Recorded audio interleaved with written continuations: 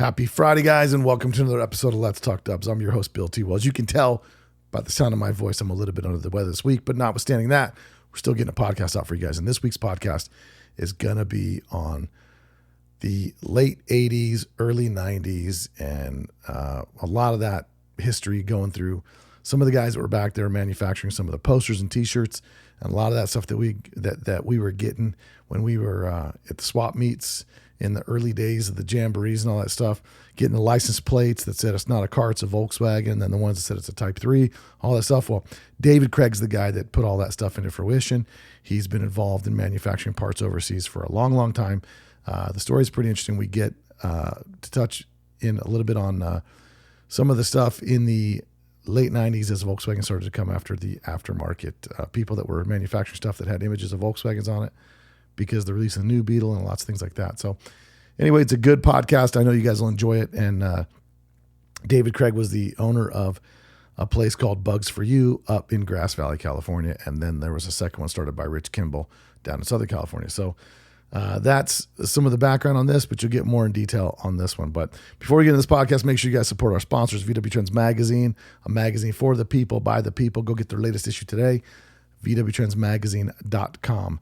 Also, Ross Wolf, high-quality aftermarket parts built for enthusiasts, by enthusiasts. Go check out their website today. They've got plenty of stuff on sale. And don't forget to use the code LTD10 for a 10% discount on whatever you purchase from those guys. We will have a new sponsor joining here soon that we got coming up. So I'll be releasing that in the next couple of podcasts. And you guys will also be able to go support some of those people that support Let's Talk Dubs. So make sure you guys, when you reach out to these people that you hear on the podcast, let them know that you heard them from Let's Talk Dubs. So it always helps them really recognize the value of them being on the podcast. So also got a couple shout outs this week. First shout out goes out to LB Monahan out of Holden, Missouri. Picked up some merch. Appreciate you for supporting the podcast. Also, next shout out said, well, I'll tell you what he said. He said at the end of his message, he said, thanks, Bill T.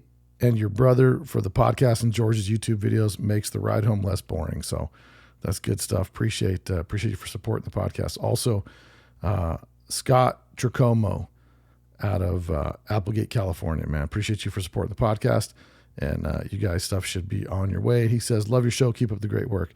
Well, hopefully I'll see you guys at One Crazy Weekend this year, because that's what's going to be happening soon. October will be here before you know it. Make sure you go to book your rooms. Go to letstalkdubs.com. Click on the Showtime link and get your rooms booked today. I promise you the best time you've ever had at a VW weekend is going to take place here October 2nd through the 4th, One Crazy Weekend here in Las Vegas, Nevada. So I'm looking forward to that. I'm looking forward to you guys, and I'm looking forward to you guys listening to this podcast. It's a great podcast. Been chasing David down for quite a while.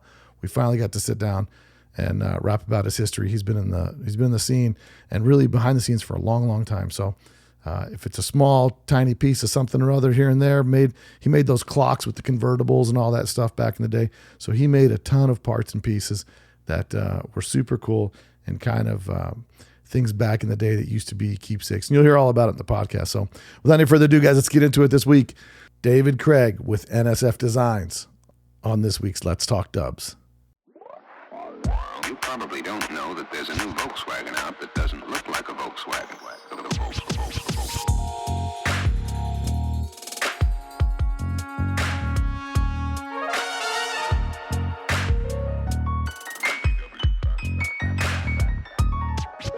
It's got everything that people who like the bug like.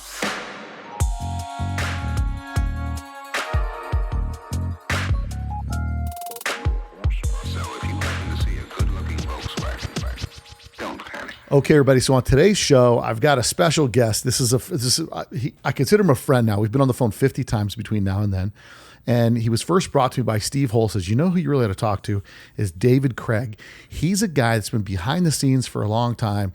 And I said, tell me more. And he started to tell me more. And this podcast is going to be a lot about hunting for early rare parts. It's going to be about when VW came after everybody with a vengeance in the early 2000s. It's going to be about the hobby and some of the people that are behind the scenes that you don't really see all the time. And so on today's podcast, I've got David Craig from Grass Valley, California, and he is the original Bugs for You guy. So David, welcome to the podcast. Hey, thanks, Bill. Wonderful to be here, buddy. So you and I have been on the phone for a long time, and Yep. back and forth, a million stories, and we're finally getting to sit down and do the podcast. And the way we always start the podcast, because people are going to find out about your story with the treasure hunts and getting in lawsuits with Volkswagen and recreating early imagery and t-shirts and all that kind of stuff during the 80s and 90s. But the way we always start the podcast is, what's your VW story and how did you get into Volkswagens? Well, hopefully got enough time. Back in the 70s, when I graduated from high school, I had a 1966 Fastback. And that actually, I got it right before I graduated from high school. And it was always fraught with problems. Dual carburetors, just a pain in the neck, had the motor rebuilt. Anyway, just kind of my love started there with Volkswagen. Drove it out to Colorado after I graduated, and that was a feat that I probably wouldn't attempt again. But the love affair started there. And as the 70s rolled in, I bought a 1960 ragtop that needed a lot of work. And I was living in Redwood City at the time, and hadn't gotten married yet, but had a 67 Bug that I bought as well, and just started tinkering around with them. And I really wanted to learn how to work on them. These cars just needed more restoration, but at that time, restoration really wasn't a big deal. It was just, okay, somebody's got another bug. So actually, I bought the 60 ragtop for $400, and it was kind of a labor of love. I kept it for a lot of years, but wanting to learn how to work on these cars and build engines and that, I took a job. I had a full-time job, of all things, in the clothing industry in Palo Alto. And I had 2 days off, and I was always going to this parts store down in Sunnyvale. And Bug Formats was one of the shops, and then another one was called Small Car Accessory. And I got to be friends with Matt that owned Small Car Accessory. He goes, hey, you can come work here a couple days a week. I said, I'll work for free. He goes, oh, you don't need to do that. He goes, well, whatever you want to do. And I just said, okay. So I really, on my 2 days off, I worked as a kind of a grunt, doing case inserts, building motors, learning how to build motors, actually. And these guys really knew their stuff. And that's where I kind of got the bug to really, no pun intended, but really got the bug to really start working on these cars. And while I was living in the Bay Area, the obsession got worse.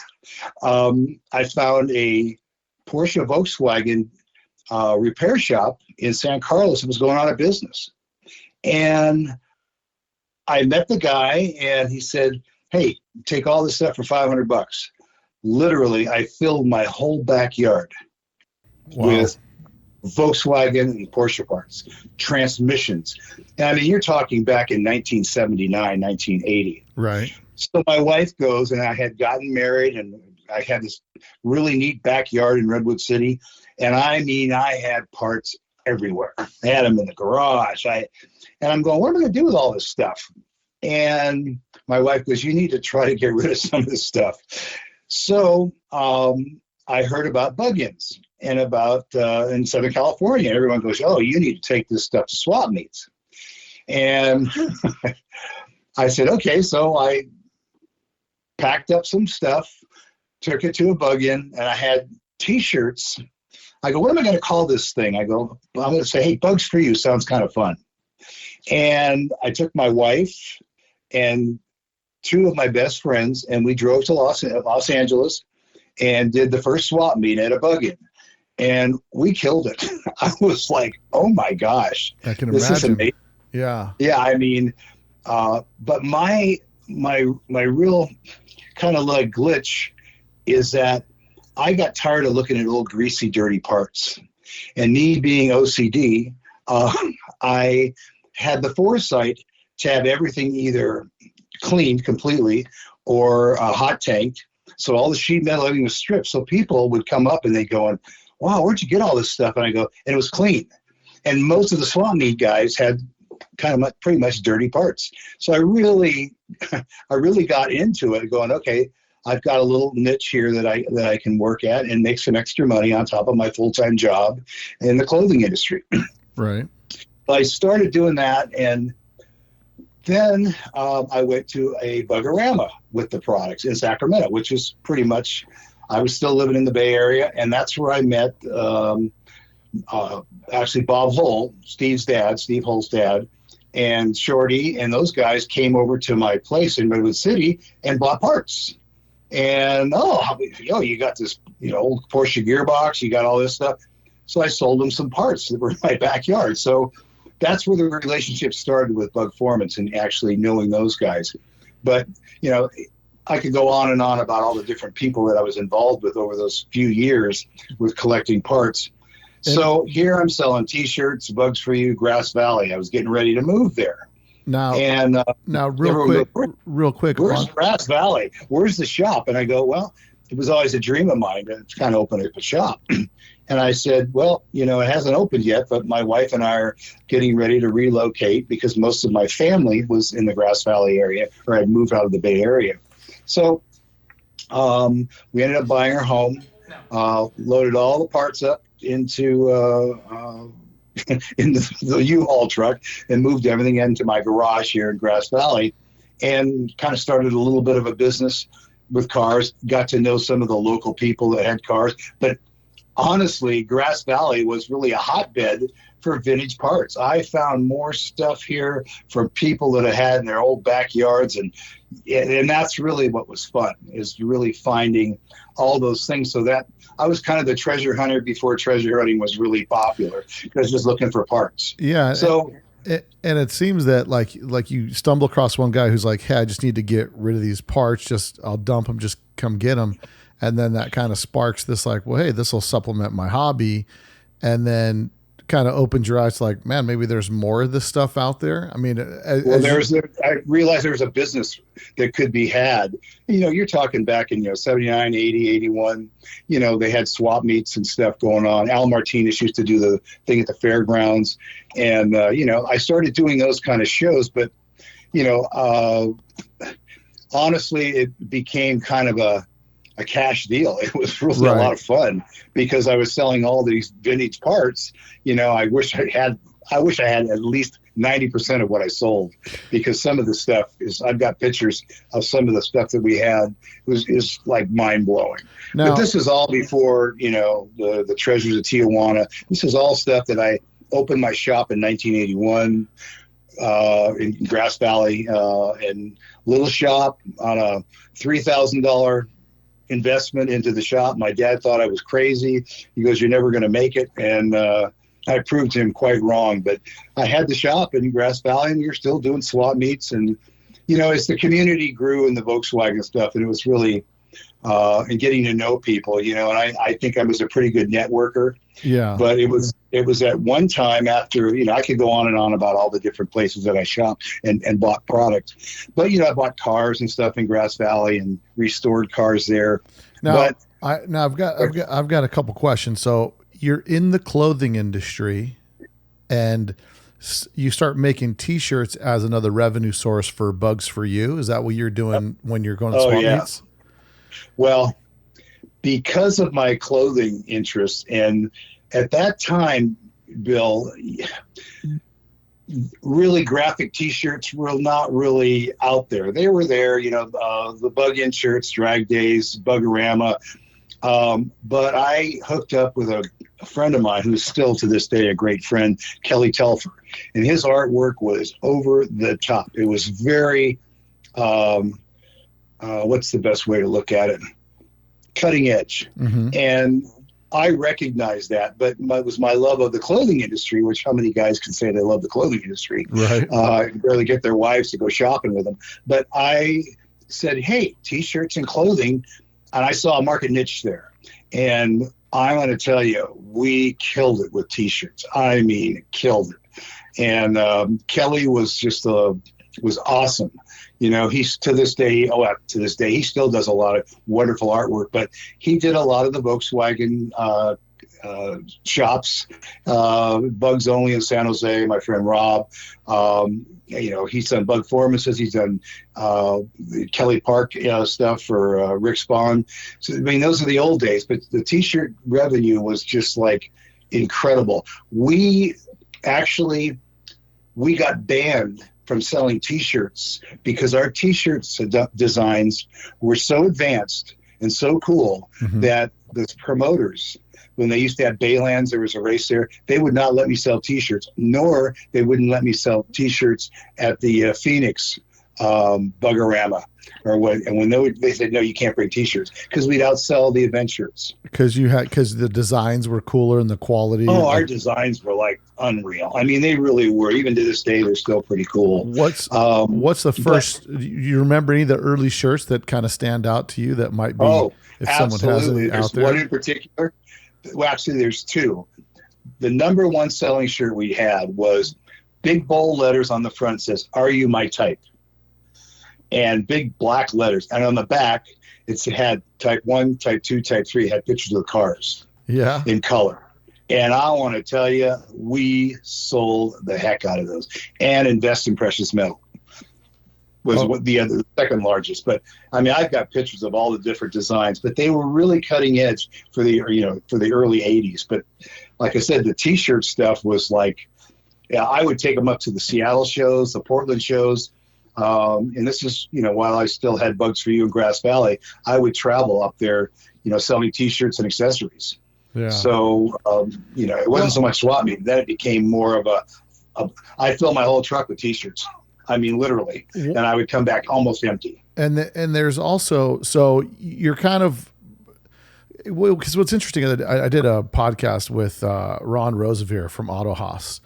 And, he had a friend in the T-shirt business where he could buy these blems. And then what he did is he just put his Auto Haas logo on them and they just went to car shows and just gave them away, which was like a marketing tactic to just saturate the market with your logo and then have everybody start, kind of going after that. But before then, people really it wasn't really a big thing to buy a T-shirt. They were mostly promotional type stuff. And so as you come into the market and start selling T-shirts and designing stuff where realizing that in this hobby, people want to display their hobby by having a picture of a car that they like or a car similar to theirs on their shirt. It's kind of we see that tipping point where it starts to happen because I remember there's guys just go to Pomona with just T-shirts, so you start off with that as a revenue source. And then what's the first big, because obviously you start buying used parts, right? And then you realize some of these vintage parts are worth even more. What's the first big find you stumble across where you're just blown away and you get an incredible deal on it? Well, aside from the first one that I mentioned, that was really because I got such a great deal. I'm trying to recall, because you have to remember now, it's been almost 40 some years since this all happened with the Treasures of Tijuana. And Rich may have something to add to it, but bottom line, I became friends with Rich at one of the bug-ins. As Rich Kimball we're talking about. Yeah. Rich Kimball.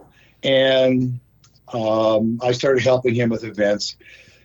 But he had told me, and I'm trying to remember this the most accurately way I can, is that Rich knew about this place in Dr. Bastamente, who owned this first dealership in Tijuana.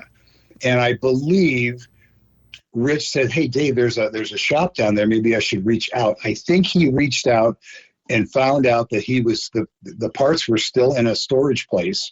And I think, but to the best of my recollection, Rich called me and says, "Hey, Dave, I got this thing. Want to come down?" So I flew down, and Rich and I hopped in his van and drove down and got a hold of Dr. Bastamente, and he opened the door up, and here's all these parts from the 50s. Most of them were late 50s.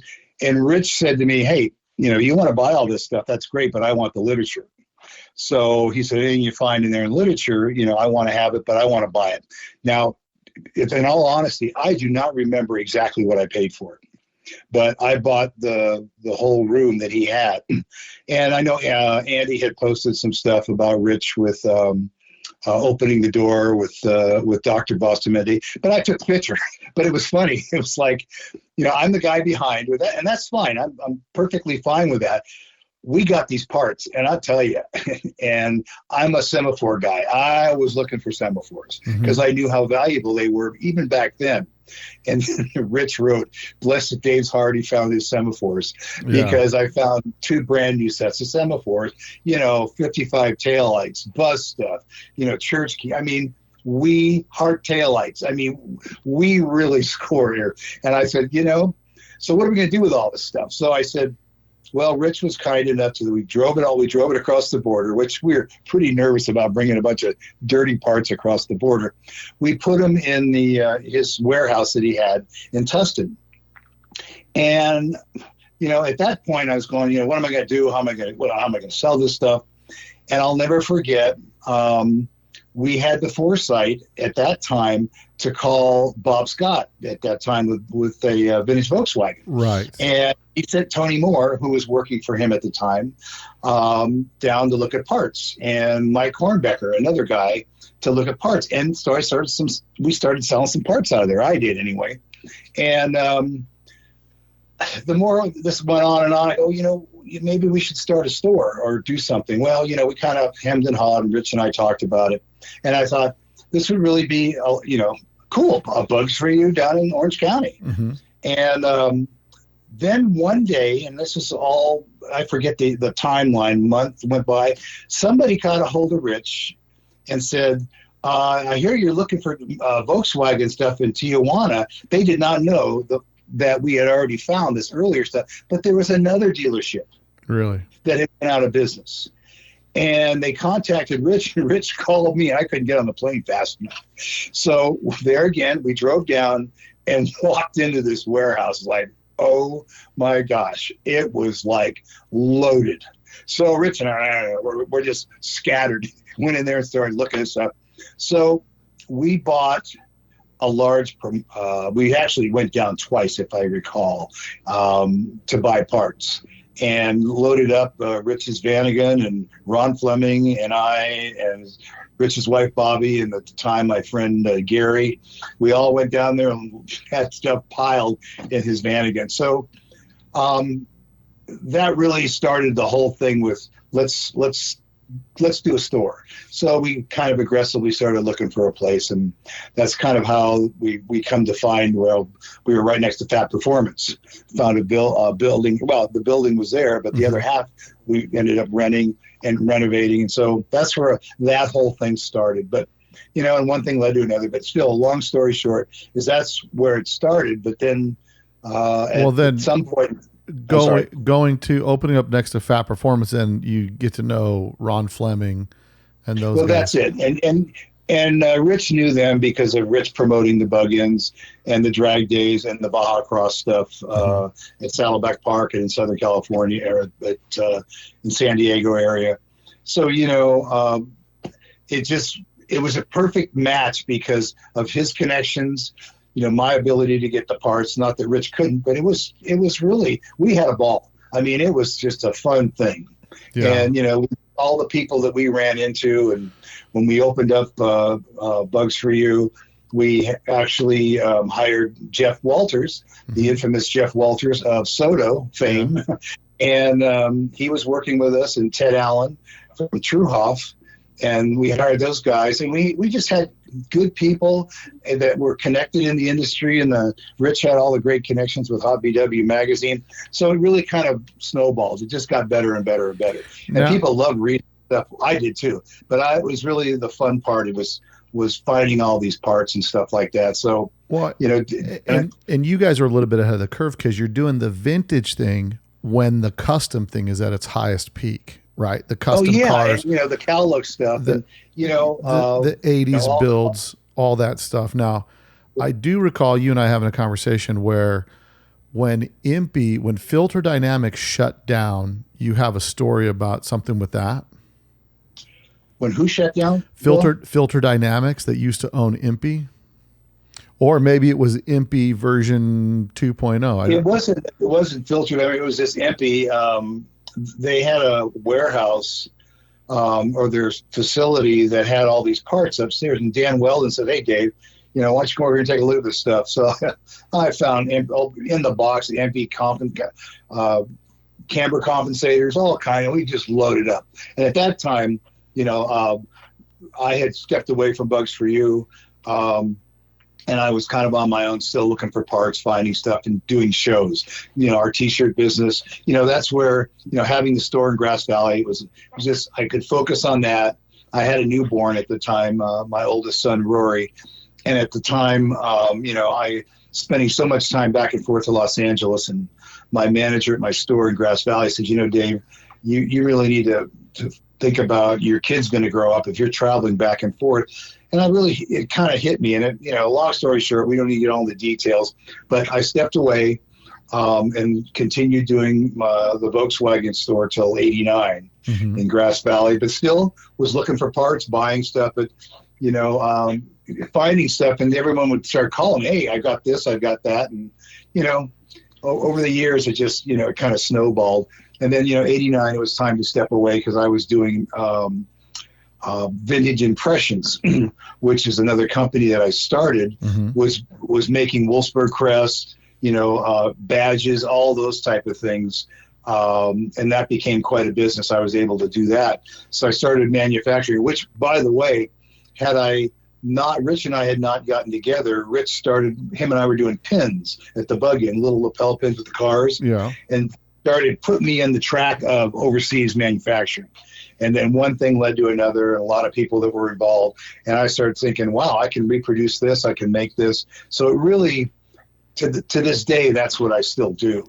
But it's kind of snowballed into a lot of different automotive venues. So yeah, and that's where that springboarded me to step to a step, which I look back on it and I wouldn't trade it for the world. I mean, there's always the ups and downs in business, but it was the relationships, the people, and just the love of the Volkswagen stuff, and stepping away from the Volkswagen stuff and now being back in it, which is really amazing to me. Yeah. I had never thought of back in it. Well, and I want to touch back to, you start producing T-shirts and stuff like that, then you start getting old literature, and then now, when's the first time you guys start getting letters from Volkswagen?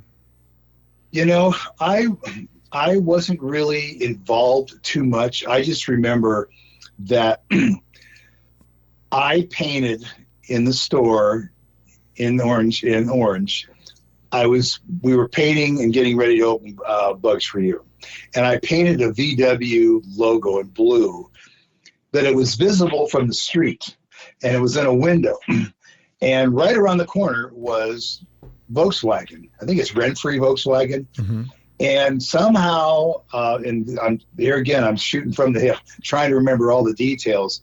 But what happened is that Volkswagen contacted Bugs for You and go, "Hey, you can't use the word Bugs for You." And I remember Rich fought it. And I'm going, okay, well, what are we going to do? And I don't remember how much involvement I still had, whether I still had it or not. I really don't remember. All I know is that Rich got this letter, and then an ingenious idea, which to this day I use. He says, I can call it BFY, which everybody knows, Bugs for You, obsolete. And it's like Gary Emery had a Porsche obsolete. Yeah, Porsche parts obsolete. Or obsolete parts. And we got away with that. And I go, what a great idea. What a great idea. Instead of, everybody knows BFY, so you can use abbreviations, obsolete parts, so people knew about it. So it was an ingenious way to get around using the word Bugs. And then, of course, Volkswagen, when anybody would bug, then when the new Beetle came out, they sued everybody. They sued me. Well, and that's kind of what I was thinking. Like, there, so I own the Beetle Barn bus, and that bus was built in 1969. The business was founded in like 59, but Volkswagen didn't copyright the name Beetle until the late 60s, but they sent him a cease and desist order that he couldn't use the name Beetle Barn. And Volkswagen, it's interesting because it's kind of gone in ebbs and flows with how aggressively they pursue. I mean, originally, the name I had for this podcast was going to be VW Scene, but I didn't want to have VW in the name because I didn't want to get a letter saying, "Hey, you need to change the name of the podcast," which is why my brother and I were talking, and I think he suggested Let's Talk Dubs. And so, as we see the new bus coming out, I think we see Volkswagen starting to kind of peek around the corner here and there with licensing stuff and making sure people are not capitalizing on the image of the bus or things like that. And I've always found it interesting that, kind of depending on what Volkswagen's going to be doing in the future, they may pursue copyright stuff of the past, which has always been interesting to me because as an enthusiast, and I was just speaking with someone. I was speaking with a guy from Germany yesterday. He and I, Walter Jelinek, we were having a conversation, and he said that Volkswagen had actually asked him to put a car in the Autostadt over there at Germany, which is the glass tower where they have the vehicles. And he was like, "No, I don't think I want to do that because Volkswagen has never been friendly to the classic enthusiasts. They've always pursued us in lawsuits. They've always limited what we can do. They've always done that kind of stuff." And I've always found it interesting, the relationship that Volkswagen, the main company, had with the enthusiasts of the classic air-cooled cars, because you would think, and a little bit about this marketing, right? You would think, Absolutely. What better marketing to go after than people that are brand loyal because of its heritage. And then I look at like the new Beetle when they designed the new Beetle, and I'm sure there's parameters. Well, look at the sales just alone. Yeah. When that new Beetle came out, the enthusiasts, and it's people like Rich with the Bug-In, kept the enthusiasm, whether it was classic, the people at Bugformance, the Bugorama, kept the enthusiasm there. Yes, there was a little bit of a lull. There's no doubt. Everything has its ups and downs. But I got to tell you that I think that was one of the biggest gripes. Like, here we are, enthusiasts that are keeping this industry and keeping the name Volkswagen alive, and they want to come after the people that are really supporting them. And like the Beetle, everybody, even the enthusiasts, I want one of the new Beetles. Right. And like the new buses just came out. I'm sure there's people that are like, "Oh, I got to have a new bus." I think that was the most hurtful thing, because the people that they went after were good people. People in the industry, whether, I can go on and on with the different names, but everybody knows who they are. And some of the small companies, the little guys, they went after everybody. And it was just really sad and how they did it. And it's like, okay, and at that point, I was kind of glad to kind of step away from stuff because, when I got out of the VW stuff, we got into licensing with Chevy, Ford, and Dodge. I was working with licensing with large corporations and doing accessories and products. And I saw the writing on the wall that, people would come after you, the image of the car, Chevrolet, because I exhibited at SEMA for 25 years, and they come after you for T-shirts. You can't do those. You can't have the image of the car. Well, I'm just doing my drawings. No, that's my car. It doesn't matter. It's your car. You can take a picture of it for your private use, but you cannot use that as product enhancement to sell it, to market it, because that image of that car is ours. Or photographs, the same thing. And it's like, everybody was looking for money. And it was tough. And then, like I said, I went through the licensing stuff with Chevy, Ford, and Dodge.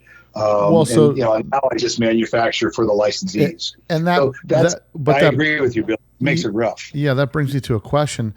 Did your experience with the Volkswagen, you weren't really doing licensing and stuff like that before that, but then when you kind of leave the Volkswagen scene, you're like, you know what, maybe I could connect with these people and get licensing agreements. Because I remember one time, probably in the late 90s, early 2000s, there was a company that was reproducing vintage VW literature on shirts, and these were genuine VW approved shirts. Right. And so when you do so just to talk about licensing for a bit, so when you make an agreement with something like that, hypothetically, General Motors, Is it something where it's like you can make something, but you make an agreement in advance that, okay, we're going to officially license this and we get X% for each sale or something? Or how does that typically work? Well, yeah, and I'll give you an example. I mean, this is why actually buying a license, and I won't get into the dollar numbers that they wanted, but the percentages you pay a royalty and they give you, and they have to be approved by the licensee, whether it's Volkswagen, Chevrolet, they have to approve the product. A lot of these companies want a guarantee, money up front. And I just realized that, and I did this for a number of years with other people that I worked with designing products. The same thing with Volkswagen. Ed Fulton, who I worked with Bug Pack, Mm-hmm. and we wanted to try to do it the right way. Well, Volkswagen in Germany would give us a license, and I'm going to try to recall how this all worked, because I helped and did a program with Bug Pack. And Ed, he goes, hey, called up Volkswagen and AG, and they just said, hey, no problem. Give us a certain amount of product that we can sell in our museum, and we'll give you the license. Well, from my recollection, that Volkswagen America did not want to do the same thing. Even though we would bring product out and we'd be selling it here, Mm-hmm. we still ran into a problem because it wasn't licensed through Volkswagen in the USA. So that's the best of my recollection, that it was just the left hand didn't know what the right hand was doing. Oh, we did this. We wanted to do it the right way. Seriously, we just wanted to do it the right way. But working with licensee companies is that it depends. Like Chevrolet, we've got this product and we've got a great product out there, and we're just not going to give it away. You need to give us a guarantee that you're going to do, $250,000 within a half a year or whatever, and then you had to pay a guarantee and then a percentage on top of that. And I didn't want to get involved in that. I said, I saw the writing on the wall that the best thing to do is take designs, and I'm a design guy and a kind of a front runner Mm-hmm. with seeing opportunities and forecasting different trends. And I would go to the companies and go, I'll make this for you, and you're a licensee, you go sell it. That's what I'm doing to this day. And it's buying a license, unless you've got big money, So and typically, I do see. Go ahead, Bill. typically something like that's a pretty expensive endeavor. Let's say you say, you know what, that's it. I want to make officially licensed merchandise. You might have to pay tens of thousands of dollars for the right. And then you'll have to pay a commission on every single piece. You have to have your sell. network. You have to have your ducks in a row and your marketing plan in place, because, I got a license. Well, okay, now what do I do with it? Right. Who do I sell it to? Do I go to a shop? Do I sell it to go to a gift fair? All these things. I mean, it's not a simple process. Right. You really have to have a distribution network already in place and your plan in order to sell your product. Going after a Volkswagen license, I mean, I guess they're still out there. I don't do anything with them, but it's a difficult thing to do. And like I said, you've got to have your marketing plan and people that you can sell the product to. Crazy Shirts sells in Hawaii, Mm-hmm. sells Volkswagen stuff, and it says right on it, licensed Volkswagen products. Really? So, they're, I happened to notice that when I was in Hawaii. Oh, look at all these cool Volkswagen. But let's be real. They've laxed ever since that big lawsuit with everybody years ago when the new Beetle came out. Now you go to a show, come on, everybody's making Volkswagen stuff. Everyone's got doing logos. They're making patches. It's like, Yeah, and it's it like, makes you a little bit kind of like crazy. I'm afraid of it, to be honest with you, because I can see what can happen very quickly, that they could come in and level people if they wanted to. I mean, not that I wish that on anybody, but I just would rather not get involved in that. Right. And not have to worry about, look behind my shoulder every 5 minutes going, is someone going to come after me because I'm doing it? But I think you'll have to agree, Bill, you go to a VW event and it is everywhere. Oh, there's no question about it. I mean, it's been interesting to see so many of those things that are kind of niche sales here and there, but then you just wonder, like when Volkswagen's coming out with the new bus, right? Are they going to be are they going to be pursuing people that have bus imagery on things now just because the new bus is coming out? They're kind of getting back into it. And it's never really, I had an opportunity here when there were some people from Volkswagen that were here in town with a friend of mine. And, and I had actually got to drive it was a Touareg G60, which they don't sell in the States. It's like a special edition for Europe. And it was actually, I'm going to drop a name here, so watch your toes. It was actually registered to Kevin Costner here in the States, and it was on loan to him for something. But there was an enthusiast, a well-known enthusiast from Europe that was here. His friend, which was working for Volkswagen at the time, and maybe in the custom and classic part. But it was interesting that Volkswagen will support certain things, but I've been to the museum where they've got, hundreds of air-cooled cars in the museum. And I've always just found it so surprising that the biggest sponsor at these classic VW events should be Volkswagen.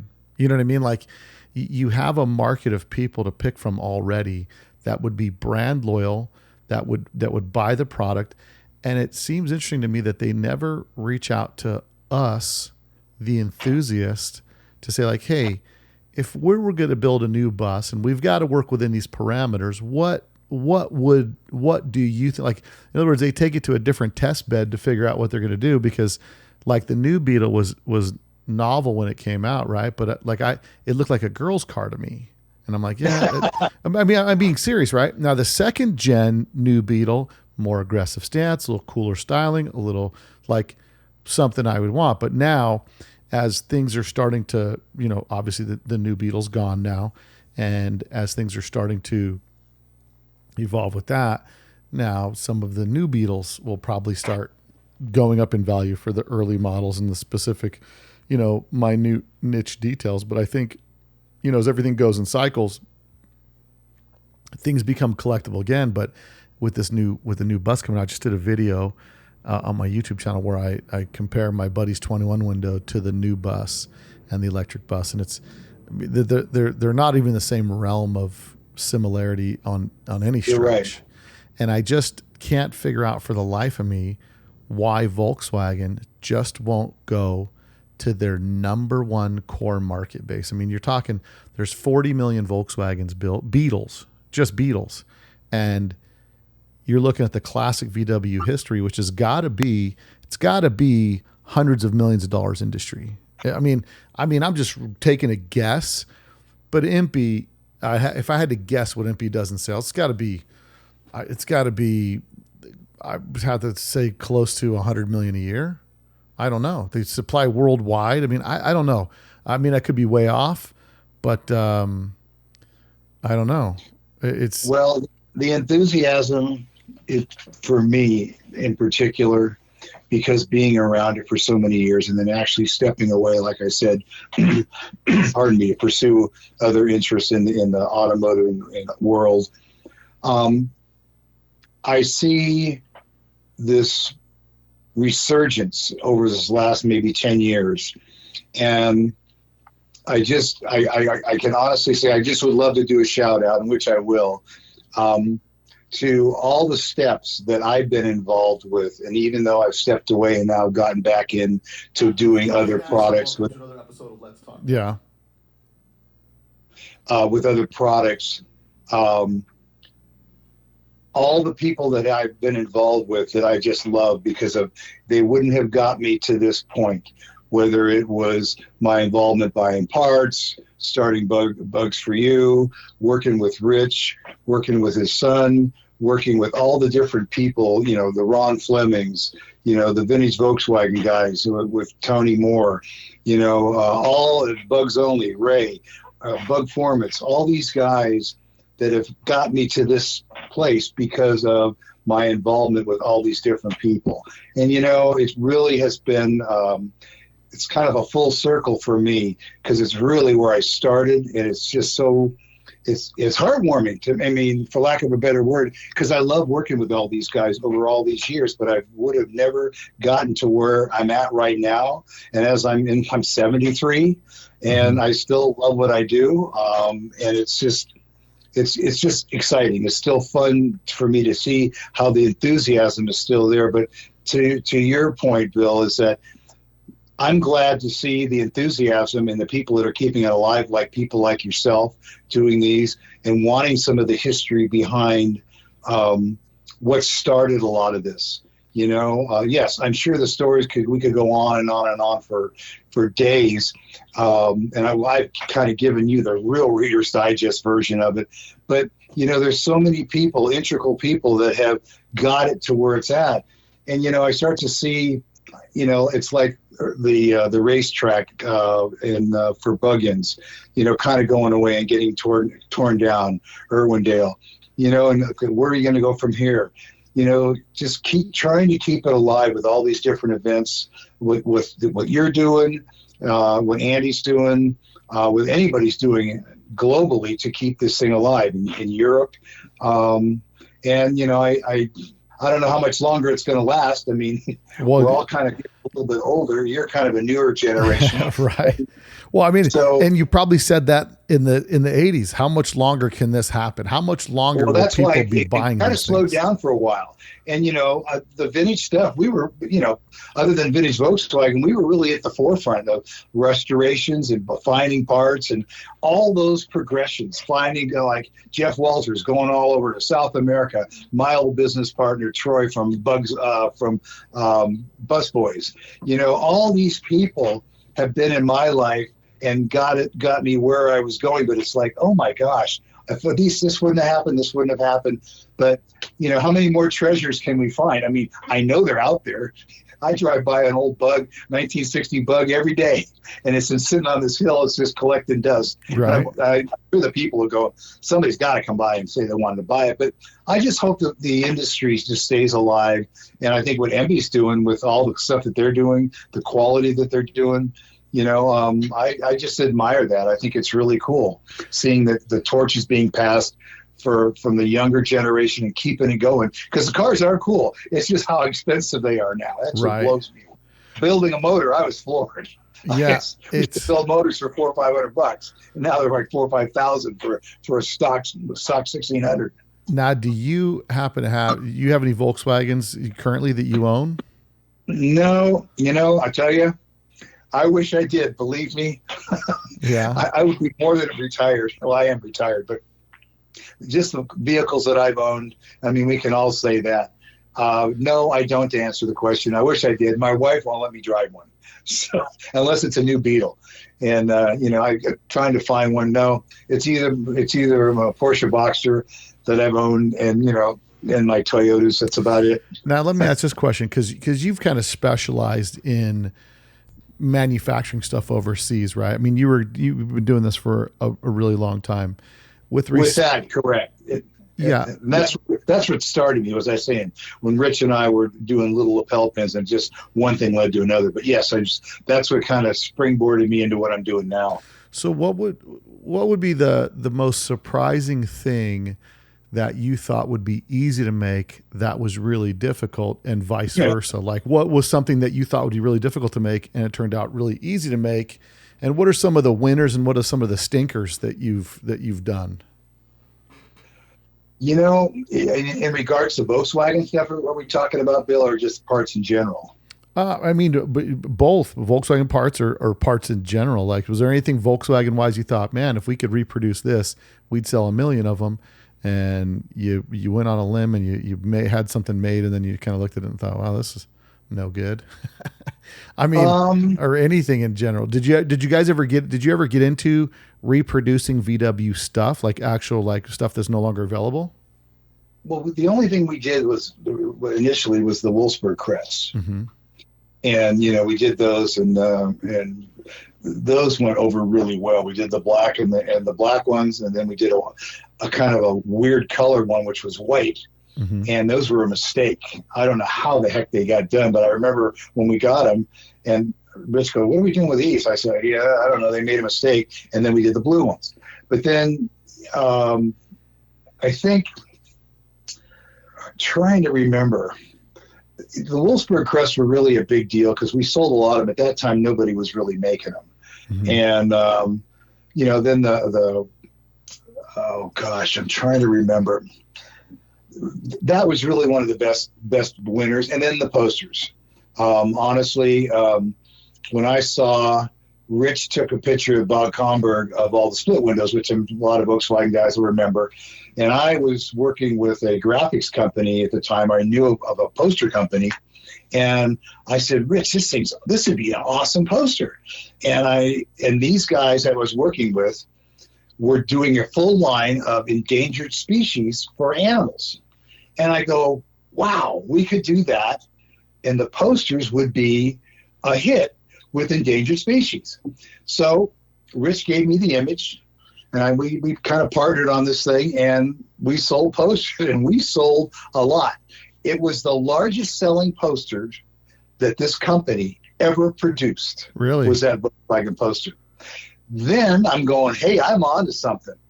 So I took the initiative to get a hold of Rick Spahn at the Golden Gate chapter of the Vintage Volkswagen Club, and he arranged at Kelly Park to get those cars, and we did the photo shoot with the graphics company that I was working with, and there's where the other two posters were, the bus ones, and then the Carbon Ghia, the Bug, and the convertible.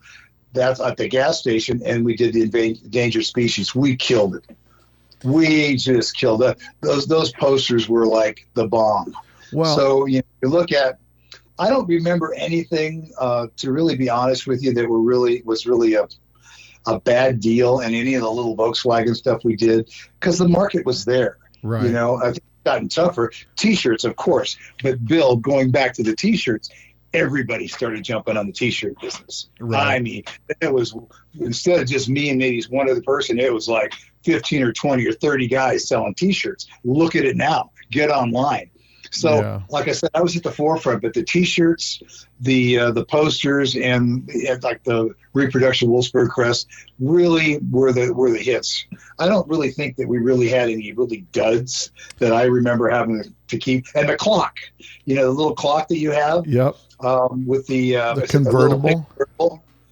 That did not work out. That did not go well. Well, I got mine. You see a bunch of that stuff for sale from Barrett Enterprises would have stuff like that on there. Those guys and Johnny Speed and Chrome would sell some of those things. And what's interesting is as times change, right? Like, I don't know I think posters are a generational thing, right? I think there's a certain generation that likes posters, and then there's some people that don't. You always have to find something that's kind of keeps up with what people are doing now. With respect to like manufacturing stuff, if a guy is there a market to do die-cast stuff? And if you do die-cast stuff, does it have to be licensed? Yeah. Like Hot Wheels and all that stuff. Yeah. Those are tough deals. Die-cast stuff. And I know there's a number of people making stuff. Mm-hmm. Actually, I'm looking at one right now. Hot Wheels did a squareback. And it was given to me at one of the events that I went to in Southern California, not a Volkswagen event. It was another one that they were giving Hot Wheels away, and they just happened to be a square back, and I'll take that. Yeah. But those are, there's where the problem is that you make anything that's miniature, like I do a lot of keychains and stuff now. And we've actually been very successful with the stuff we've been making, but we don't really have to require any licensing. I'd like to see more die-cast, but there's a lot of people out there, and I look at a lot of different things. There's a lot of stuff out there with Volkswagen, a lot. And most of it is licensed because, you want to have Volkswagen come down on you quickly. I would think it's so visible in stores and stuff. But like I said, that was the only those three things were extremely successful with the Volkswagen crowd. And like I said, and then the oval license plates. It's not a car; it's a Volkswagen. I should add a couple things. I was on the forefront of that when the "It's not a car; it's a Volkswagen" oval plates came out. I went to dealerships, I called, and I happened to find a guy in Sacramento that could order 40 or 50, 100 of them at a time. We sold the heck out of those. Then Now hold on. Hold on a second. Did you make those, or Volkswagen was selling those? Volkswagen made them. It was one of their marketing tools. Mm-hmm. And I was able to buy them, and I took them and sold them at the events. We sold thousands of them. Wow. I mean, we sold the heck. Then I had the great idea. It's not a car, it's a bug. It's not a car, it's a Carmen Ghia. Type 3. I mean, then the company, I sold the heck out of those. Then the company that was making them got sued. That was when the new Beetle came out, and they had to stop production, all that stuff. Interesting. Yeah, no, it's but see, Bill, that's where my gift, if anything, was being a forecasting trends, looking at things, and being able to capitalize on it really quick. Mm-hmm. To be able to jump. Oh, T-shirts are selling. Oh, Wolfsburg crests are selling. Oh, posters are selling. It's sometimes creating the buzz of that, and it's something that I feel has been really a gift. I'm not going to say it's always 100%, but I'm still doing that to this day, is designing products for companies.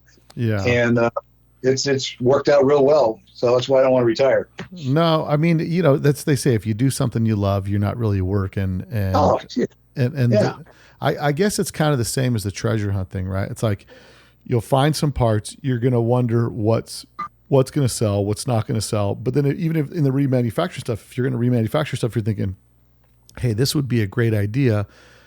Is it worth the risk of the investment to see if this will take off? And then now, with the way that we market nowadays, it's easier and harder at the same time to market to your customer, because it's digital marketing is really what's kind of taken over.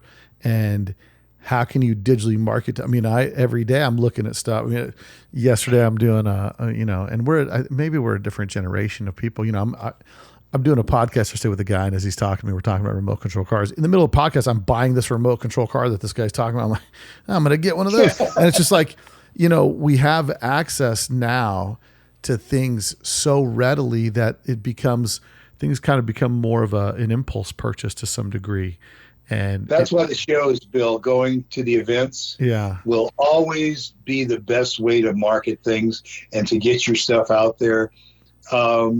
Because a lot of the things that I've produced over the years have been impulse buys. To put them even with a website trying to do anything now, people go to an event, it's really their impulse buys.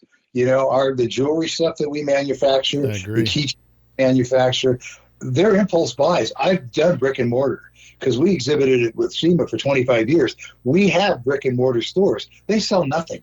Yeah. It's all the events, and my distributors now are all event driven. 99% of the business is all event driven, unless it's a custom product for a promotional for a large corporation or a company. Yeah. And there's two different marketplaces there. So, my hot rod guys, my IndyCar guys, my motorcycle guys are all out there taking it to the consumer, which is an impulse buy. They don't go online to buy a keychain. They just don't. They don't go online to buy a custom item. They just don't. Right. I'm not going to say that there isn't a small percentage, but it's really the events and the shows that are keeping a lot of this stuff alive. Now, and if there were a site, what site would they go to buy some of the things that you sell as a natural transition to do something like that? What would be, do you have a site where you sell some of the stuff that you're manufacturing now? Yeah, but I got to tell you, I'm very sorry to say, we've developed 3 different websites because we have 3 different venues that we sell product through. Mm-hmm. And I got to tell you, we've sold like next to nothing on the site. It's all the products that I manufacture right now that are sitting in my business partner's warehouse, is all event driven. And that's or corporate stuff that we work with. We're working with companies right now in Japan. I can't even tell you what it is because we had to sign an NDA. Mm-hmm. But we're working with one of a $1 billion company for custom products that's only available through their deal. And I just designed them all. And we're waiting for New York to give us the okay. But I got to tell you, it's creating that market, but it's taking it to the consumer. You can't do that all the time. But honestly, I have the luxury of being able to have the large corporate accounts that we work with And that really has made a game changer. But then there's the distributors, and they're my lifeblood. But to answer your question, sorry to be so roundabout. Yeah. We do like next to no business whatsoever on it. This is the platform for our website, or for people to go look at. Yeah. And just to say, oh, look what they make, look what they do here, look what this design company can do, look what they sell or they offer for a WD program, look what they offer for a retail. So we have 3 different websites. Oh, so gotcha. but we do nothing. I mean, really nothing. It's not even. I couldn't even count on one hand maybe a few $100s. It's all impulse buy at events and corporate stuff. It's all event-based products. Yeah. Well, it's interesting. It's interesting how the market has changed, so much between the advent of online shopping and, sites like eBay, Craigslist, all that stuff. It literally impacts the retail purchasing, especially when we're in a niche hobby like we Right. are. It's funny because I have people all the time, because I'm into Volkswagens, that will buy something, whether it's a tie, some socks, whatever, that have a VW logo, right. and that's what I get for gifts for whatever. But it's like, it's such a specific product that anybody that's into Volkswagens is always like, oh, it had a bus on it, so I bought it. I was at a Wawa on the East Coast, and they had banners inside. Wawa's like a 7-Eleven, and they had banners hanging across, and these banners had a VW bus on it. And so one of the person I was with just went up there, and it was like those flags, and just tore a flag off and was like, here, got you this bus. And I'm like, but it's interesting how that the market is like, even in the VW scene, like not everything's going to be a winner. Some people are going to love it, and some people are just going to buy it. So it's a hard thing to wrestle and figure out. And it's one of those deals where it's like, you happen to be at the right place at the right time to jumping off from the clothing industry into the automotive world still to some degree. Well, Bill, it really, this is it in a nutshell. I really have had the luxury to look at the industry as a whole, whether it's licensing, to have distributors that will take designs and products that I develop and manufacture. And I had that distribution network. How many years has that taken me to develop? I mean, pretty much 40 plus years. Oh, yeah. And you just can't jump into this market. It's because of the step to a step to a step to a step, and recognizing those steps that have got me where I'm at. I mean, it's all the years of experience and going to shows and doing stuff and going to China and manufacturing all over the world. And doing that, you just can't develop that out of a textbook. I really do am very blessed that I have that type of connection, because I have the people that can take those ideas and those products and create the buzz and take them to their market. So if somebody listening has an idea of something they want to make, is that something that they could reach out to you and say like, hey, I've got an idea. What would it cost me to do this? Yeah, and in all honesty, I truly have had a lot of people ask me, and I've kept a lot of people out of trouble. Yeah. A business associate that I was involved with, 5 years ago, wanted to create a product for a large automotive company and a racing company. And he was ready to invest $50,000, and I won't say what the product was. And I said, you are nuts. You don't have licensing. You've got to get approval. Well, I know we're going to get the license. I said, you're putting the cart before the horse. Right. I do have a lot of experience. No, I don't have it all figured out. But I can tell you from my experience, I can at least put you in a direction. And I've done that with a lot of people. I've just said, it sounds like an interesting idea. I always go back to, who are you going to sell it to? Mm-hmm. Who do you have for distribution? How much is it going to cost you? And I'm working right now with designing some, not real, excuse me, let me back that up. Working with bringing some vintage parts, VW parts into market. Mm-hmm. And reproduction you're talking about. Yeah, I have cautioned on quantities. Well, we only want 100. Well, I can't make 100 of them. And right. I go, this, at least I'm more than willing to talk to anybody to give them or put them in a direction. Hey, if I can help them, great. If they want to utilize me to help manufacture it, I can do that. But, honestly, I'd rather take the knowledge that I've had, and I'm not trying to toot my own horn, but I do have a lot under my belt, and I can at least say, I know somebody that's already doing that, or try this manufacturer. I turned the guy on this week to 2 manufacturers because they wanted me to make these 2 products, and I just said,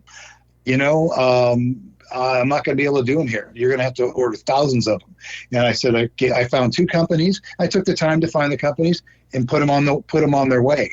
Right. And there's certain things that I can help you with. But yeah, if somebody wants to reach out, I'd be more than happy to answer questions or just give you some input into it. So, and they get you through Instagram. Yeah, you can get through Instagram. It's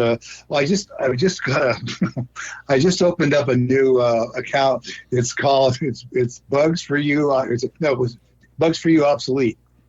And I just thought that'd be something fun because I want to post pictures and stuff. And now that I've gotten back in this little Volkswagen, I want to post pictures of some of the pictures that I've taken over the last 45 years of all the things that I've been involved with, and in regards to Volkswagen. Be kind of fun. Wow. So it's just something. Or the best way is nfsdesigns@aol.com. That's really the best way to get a hold of me. Well, that'll be. I'm sure, that's the thing about this hobby, right? There's so many people into it and so many creative people with great ideas, and 2/3 of the hobby, the aftermarket world, is all just individual guys that came up with an idea, manufactured something, and then threw it out there. You know what I mean? So yeah. It's just kind of it's the kind of homegrown, resourceful hobby that it's always been. So I love it. I mean, I love, there's backstories to the story that, like, unless you've been in the VW scene for 30 years, you don't know Vintage Parts Inc. That then the guy, so Tony, who's the guy who owns Wellsburg West, he used to work for Bob Scott. Correct. He worked at Vintage Parts Inc. And everyone today knows Wellsburg West, but only the restoration guys knew Vintage Parts Inc. in Burbank. I think that's where they were. They were in Glendale, Burbank area. Yeah. But it's like there's these layers to the hobby where this begets that, and then it just continues, like you said, step by step by step. Things just keep growing. But yeah, it's there's a lot of history out there, and I'm glad that we got to talk about some of yours because you were there in the 70s and 80s doing stuff, and I'm looking forward to see a bunch of those pictures coming out on your Instagram page. I'll definitely share them with you, Bill. But just thanks for the opportunity. I know you and I have been talking about this the last couple of years, and I've been kind of hesitant to go, well, how do I do this? And it's there's just been so much along the way. But like I said, I just want to reiterate, thanks to everybody that I've spoken about, or unspoken people that I have, or people that I haven't spoken about that have kind of got me where I'm at. But I'm just very blessed and very thankful that along the way, it's been a lot of fun. No, it's very cool. And then when you, whenever you get anything that you're getting ready to do, and I know that you and I may be doing something together here soon. So I look forward to that. I'm looking forward to that for sure, because I definitely want to see if, we can make something happen especially with respect to one crazy weekend coming up toward the end of this year. So, awesome. Yeah, man, it's been great having you on. I appreciate you taking the time for the podcast, and for sure I'm sure this won't be the last time we'll hear from you. No, it probably won't.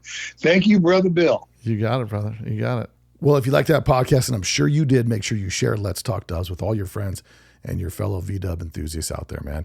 Appreciate you guys for listening to the podcast. Make sure you give us a 5-star review on Apple Podcasts, and I'll give you guys a shout out. Also, as you see, if you pick up some merch, you get a shout out on the podcast as well. So we love those that support the podcast and appreciate all you guys. And I look forward to meeting you guys at One Crazy Weekend, man. It's a great time. That I guarantee you're going to have an awesome weekend filled with memories and making new friends in the VW community all over the world. So look forward to that, guys. October 2nd through the 4th. Book your rooms today at letstalkdubs.com. Click on the link that says Showtime, and it'll take you right into the portal for the Orleans Hotel Casino. So until next week, guys, later. You probably don't know that there's a new Volkswagen out that doesn't look like a Volkswagen.